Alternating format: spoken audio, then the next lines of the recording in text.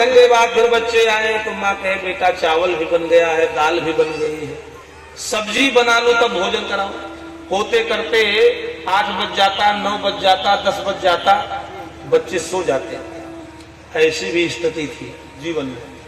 लेकिन भगवान से भी कभी नहीं मांगा सुदामा ने, अपने मित्र के पास भी नहीं गए और सतत निरंतर भगवान की भक्ति करते रहे, भगवान का भजन करते रहे। कभी उनसे शिकायत नहीं की भगवान से कि हम इतनी भक्ति करते हैं तो हमारे जीवन में इतनी गरीबी क्यों दे दिए, कभी कोई शिकायत नहीं। कर्म कर रहे हैं, भगवान का भजन कर रहे हैं। और सुशीला भी जो थी वो अपने पति के उसी स्थिति और परिस्थिति में अपना जीवन यापन कर रही थी। एक साड़ी थी, जर्जर हो गई थी, कई जगह उसमें छेद भी हो गए थे, उसी को धारण करके रखती थी, उसी से अपना काम चलाती थी। कभी कोई डिमांड सुदामा से नहीं किया। पत्नी वही है जो पति की स्थिति और परिस्थिति को देख करके अपने आप को उसी के साथ ढाल ले जाए, वही पत्नी है। पत्नी किसको कहते हैं और पति किसको कहते हैं? कहा पारक्षणे धातु है, पातीत पति। पति वही है जो अपने पत्नी के चरित्र की, पवित्रता की हर प्रकार से रक्षा और सुरक्षा करे, वही पति है। और पत्नी किसको कहते हैं? पतनात् त्रायते, जो अपने पति को पतन में जाने से बचा ले जाए, गड्ढे में गिरने से बचा ले जाए, वही पत्नी है। इससे ये सिद्ध होता है कि पति की सर्वित सुरक्षा करना पत्नी का कर्तव्य है और पत्नी की सर्वित सुरक्षा करना पति का कर्तव्य है। दोनों एक दूसरे के पूरक हैं। यथा हेकेन चक्रेण ना रथस्य गतिर्भवेत्, जैसे एक पहिए से रथ नहीं चलता, ऐसे ही गृहस्थ का रथ भी एक पहिए से नहीं चलता। गृहस्थ के रथ के 2 पहिए हैं, पति और पत्नी। अगर दोनों पहिया सही होता है तब गृहस्थ का रथ ठीक ठीक चलता है, और अगर एको पहिया गड़बड़ हो जाता है तो गृहस्थ का रथ ठीक ठीक नहीं चलता, बंधु। स्वर्गीय क्यों लगाते? मरने के बाद तो बड़े बड़े दुर्दांत राक्षसों के सामने, दुष्टों के नाम के आगे लगाया जाता स्वर्गीय फला फला फला। किसी ने सर्टिफिकेट दिया था, जीवन भर पाप किया, स्वर्ग में ही गया होगा। अगर जीते जी जीवन स्वर्ग नहीं बन पाया तो मरने के बाद तो कल्पना मात्र ही है, तो अपने नाम के आगे स्वर्गीय लगाते थे। तो पुराने समय की बात है, वो अपनी आत्मकथा लिखते हुए कहते हैं, एक बार डाकिया हमारे पिता के पास पत्र लेकर के आया। पिता को दिया तो पिता को पता नहीं था कि बेटे के नाम के आगे स्वर्गीय लगता है, वो लगाता है, वो तो अनभिज्ञ थे। तो पत्र पे आगे लिखा था सबसे पहले स्वर्गीय वेद प्रकाश श्रोत्रिय। तो जैसे स्वर्गीय शब्द पढ़े तो आग बबूला हो गए डाकिया के ऊपर कि मेरा बेटा अभी जीवित है, मरने के बाद स्वर्गीय लगाया जाता है। इतनी बड़ी गलती, इतना बड़ा मिस्टेक कैसे हो सकता? उसने कहा बाबूजी हम क्या करें, ये जहां से पत्र आया उसका मिस्टेक, उसकी गलती। तो समझ नहीं पाए, कहा आने दो बेटे को तब बताऊंगा। और जब कई दिन बाद प्रवचन आदि करके वेद प्रकाश श्रोत्रिय जी पहुंचे तो पिता ने न दाना न पानी, पहले वही लेटर लेके आए। कहा बेटा देखो, पता नहीं किस मूर्ख ने तुम्हारे नाम के आगे स्वर्गीय लगा दिया है। स्वर्गीय तो मरने के बाद लगता है, जीते जी स्वर्गीय लगा दिया। तुरंत लेटर लिख करके उसको जवाब दो कि ऐसी गलती दोबारा नहीं करेगा, नहीं तो शिकायत हो जाएगी थाने पर। अब ये जानते थे कि भाई स्वर्गीय तो हम ही लगाते, कोई मिस्टेक कोई गलती नहीं है, हमारा ही दिया हुआ नाम है, दिया हुआ टाइटल है। कहा पिताजी को कैसे बताऊं? तो पिता का हाथ पकड़े ले आए, आंगन में बैठाया। माँ का हाथ पकड़े लेके आए, आंगन में बैठाया। पत्नी का हाथ पकड़े लेके आए, आंगन में बैठाए। बच्चे का हाथ पकड़े लेके आए, आंगन में बैठाए। और पिता से कहा सच सच बताना पिताजी, हमसे प्रेम करते हो कि नहीं करते हो? तो पिता ने कहा बेटा तुम हमारे अकेले पुत्र हो, तुमसे प्रेम नहीं करेंगे तो किससे करेंगे? तुम तो हमारे सर्वस्व हो, हम मुख से अपने नहीं कह सकते कितना प्रेम करते हैं। माँ से कहा कि माताजी सच सच बताना प्रेम करती हो कि नहीं करती हो? तो माँ ने कहा बेटा तुम हमारी आंख के तारे हो, राज दुलारे हो। तुम अगर कहीं बाहर रहते हो तो मैं बड़ी चिंता में रहती हूँ, मेरा बेटा खाया होगा कि नहीं खाया होगा, सोया होगा कि नहीं सोया होगा। मैं तो बड़ी चिंतित रहती हूँ। बेटा तुम हमारे बुढ़ापे की लाठी हो, बुढ़ापे के सहारे हो, तुम हमारे सब कुछ हो। पत्नी के पास गए, पत्नी से कहा सच सच बताना प्रेम करती हो कि नहीं करती हो? तो पत्नी ने कहा कि जिय बिन देह नदी बिन बारी, तैसे नाथ पुरुष बिन नारी। जैसे जल के बिना नदी का कोई अस्तित्व नहीं, फल के बिना वृक्ष का कोई अस्तित्व नहीं, आत्मा के बिना शरीर का कोई अस्तित्व नहीं, उसी प्रकार आपके बिना हमारा भी कोई अस्तित्व। आप हो तब हम हैं, आप हमारे सर्वस्व। बच्चे के पास गए, कहा तुम बताओ प्रेम करते हो कि नहीं करते हो, झूठ मत बोलना। तो बच्चे ने कहा पिताजी आप तो हमारे सर्वस्व है। पिता रोटी है कपड़ा है, हरदम ही रहता वहाँ बसंत है, स्वर्ग है हरदम ही रहता वहाँ बसंत है, स्वर्ग है उनका जहाँ अंत है, आनंद है हरदम ही रहता वहाँ बसंत है।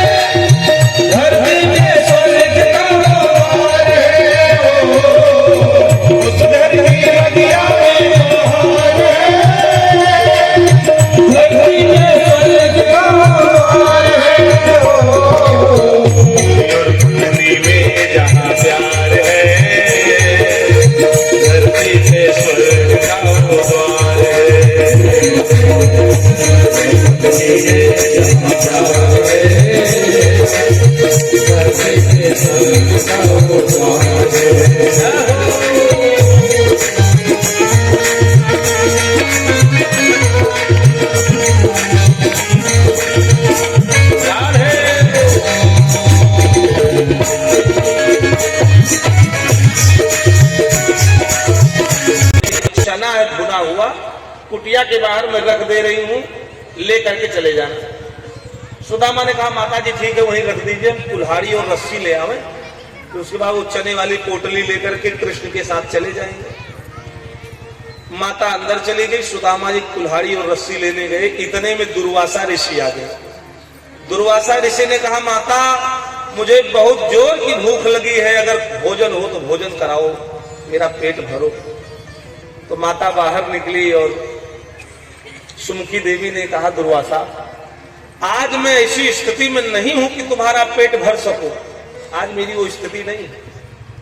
और मन में सोचा कि भुने हुए चने तो पोटली में रखे हैं, लेकिन अगर दुर्वासा ऋषि को दे दूंगी तो मेरे बच्चे लकड़ी काटने जाएंगे, संविधा लेने जाएंगे, वहां भूखो रहेंगे, और दुर्वासा ऋषि तो कहीं न कहीं प्राप्त कर ही लेंगे, ये बच्चे कहां पाएंगे, इनका तो हम ही लोग सहारा है। इसलिए बताया नहीं, ये पोटली यहीं रखी हुई है। अब कहा सुदामा तो दुर्वासा आज इस स्थिति में नहीं हूं कि भोजन करा सकूं। उस दिन उस चने के अलावा कुटिया में और कुछ था भी नहीं। तो दुर्वासा ने कहा कोई बात नहीं माता जी। जाने लगे, गेट पे पहुंचे तो याद आया कि इतना बड़ा गुरुकुल है और आज ये स्थिति हो गई कि कुछ है ही नहीं। जरूर माता जी ने झूठ बोला है। आंख बंद किया दुर्वासा ऋषि ने तो वही पोटली दिखाई पड़ी, और जैसे पोटली दिखाई पड़ी उसमें चने थे, आग बबूला हो गए। दुर्वासा ऋषि थोड़ा क्रोधी ऋषि है, वापस लौट आया, और कोई होता तो चला जाता। दुर्वासा ऋषि गेट से वापस आ गए और कहा माता आपने हमको अपना पुत्र नहीं माना। अगर पुत्र मानी होती वास्तव में हृदय से, केवल मुंह से कह दिया बेटा, अगर पुत्र मानी होती तो कोई भी मां अपने बेटे को भूखो वापस। झूठ बोला आपने हमसे, भुने हुए चने कुटिया में हैं, लेकिन मुझसे कहा कि कुछ नहीं है। मैं श्राप देता हूं जो भुने हुए चने रखे हैं, जो खाएगा वो गरीब हो जाएगा। श्राप देता, और श्राप दे करके दुर्वासा ऋषि जैसे चले, सुदामा कुल्हाड़ी रस्सी लेकर के निकल रहे थे, वो आवाज सुदामा के कान में आ गई। उन्होंने सुन लिया कि जो चना माता जी ने हमको दिया है ले जाने के लिए, उस चने पर तो दुर्वासा ऋषि ने श्राप दे दिया। अब माता जी अंदर चली गई, वो पोटली बाहर रखी थी। सुदामा आए, उस पोटली को उठाया, कृष्ण से भी नहीं बताया कि दुर्वासा ऋषि ने श्राप दे दिया है इस चने को।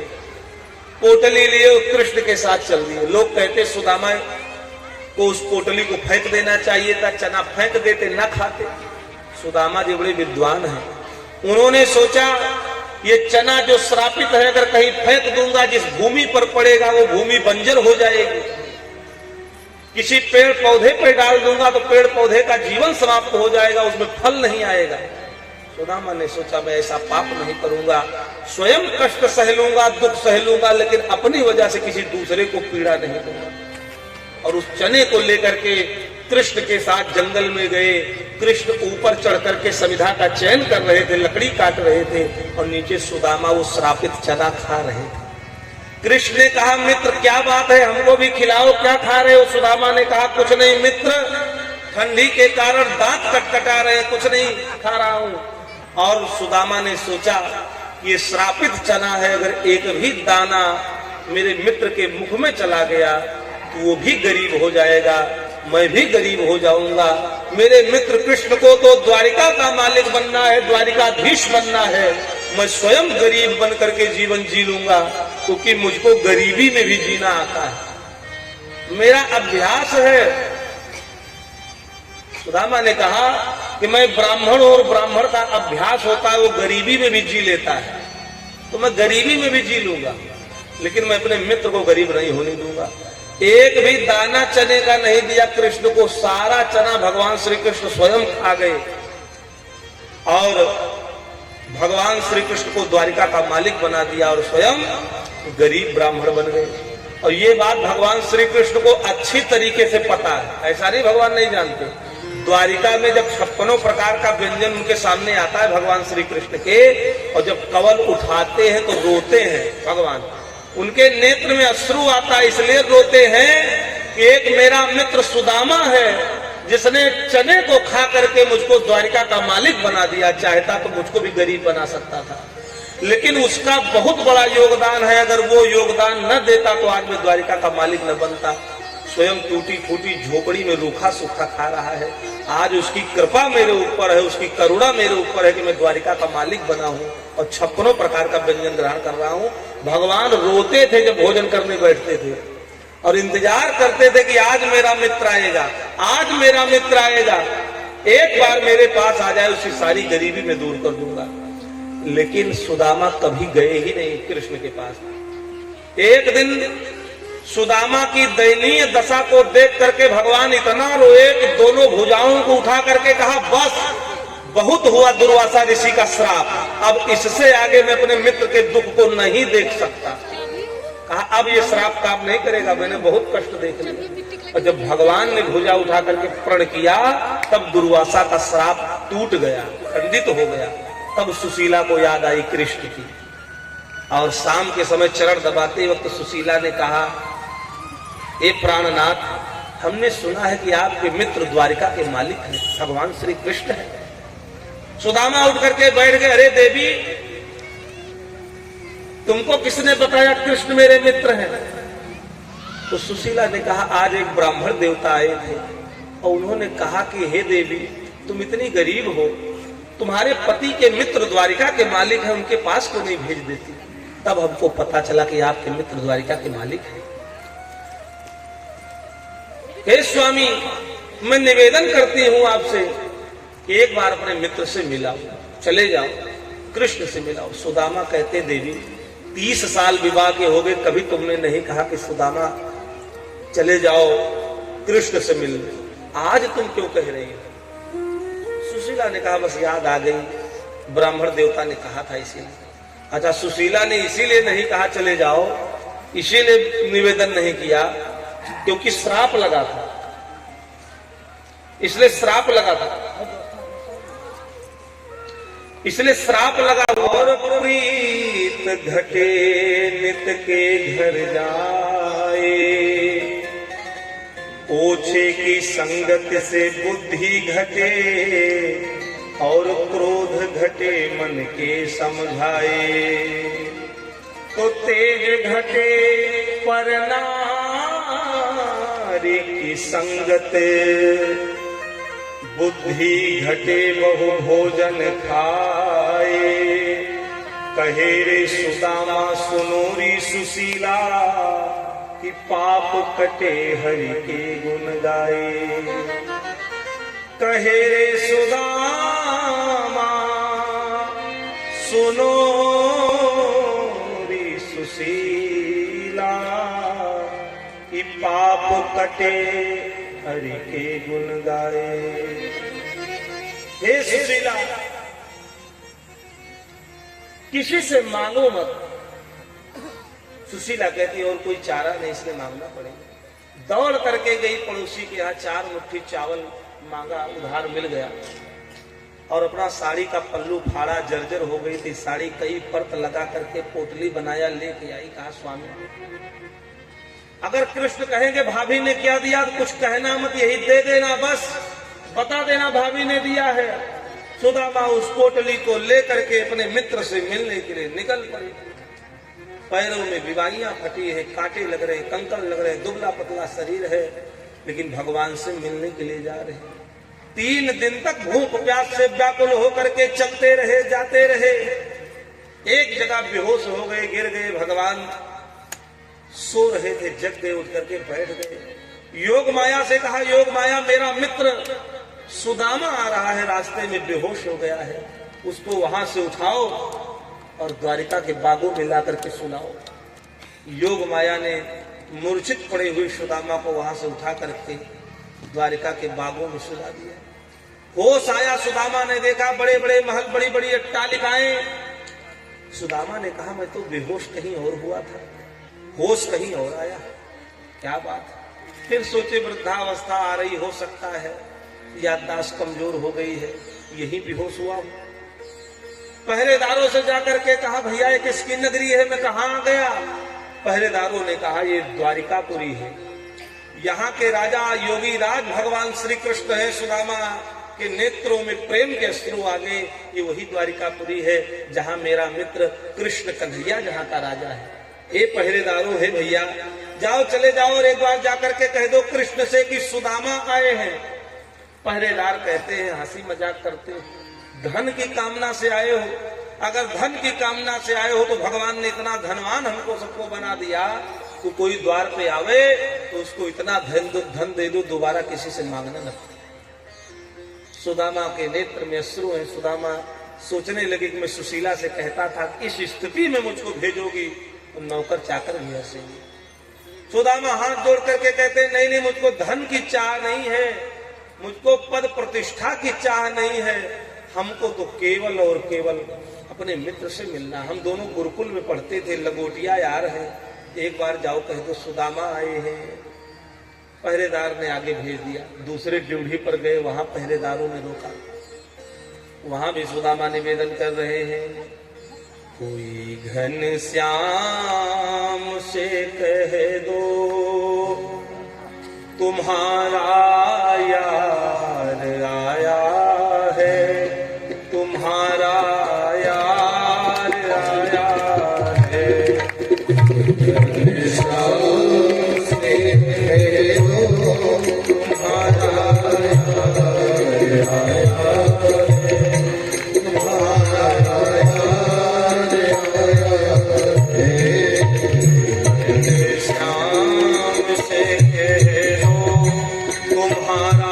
यार आया है, तुम्हारा आया